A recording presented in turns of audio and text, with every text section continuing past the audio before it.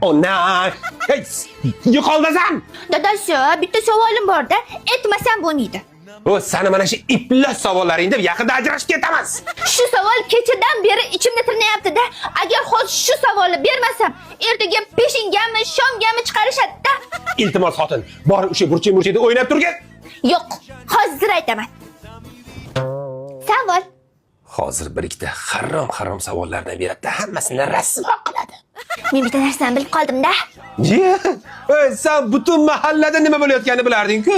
Qanday sen bilmaydigan narsa bor ekan? Nimani bilib qolganimni aytaveraymi? O'lsin, ayt.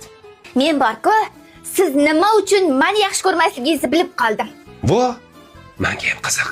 Nimaga ekan? Demak, yaxshi ko'rmasligingizni tan oldingiz. Ya xotin, men seni yaxshi ko'rganman-ku, yaxshi ko'rardim, yaxshi ko'raman-ku. Endi meni qaytadan sevib qolmagunizcha, ko'zimga ko'rinmang. Tuppa-tuziga o'tirdim mana shu kitobchani o'qib. Bitta iplas savol bilan hammasini rasvoy radd qildi.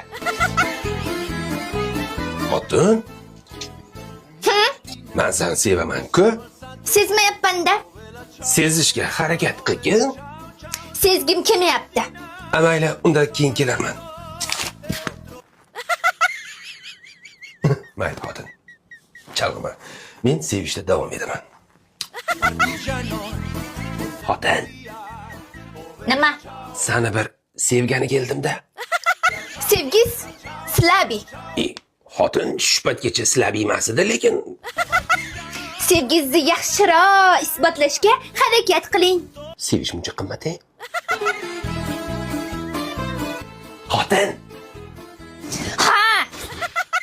Ha, onangga erkakdan safar qilib bordi. Nima deysiz? Iploslarcha sevishimni isbotlagani keldim. Endi bu sevgizga sal ishonsa bo'ladi. Men seni boru pashshada yaxshi ko'raman. Nimaga pashshada? Pashsha nimani yaxshi ko'radi? Nimani yaxshi ko'rarkan? Buni ochiq-oydin ayta olmayman-u, lekin bizning sevgimiz mana shu sevgiga juda yaqinda. Ta'sirlashni ham o'ldirib yubordingiz-ku. Ha, bo'pti. Xo'sh, savolimga javob topdingizmi? Nima uchun meni yaxshi ko'rmas ekansiz? Nima uchun yaxshi ko'rmasligimni bilmayapman. Nima? Buyni sana.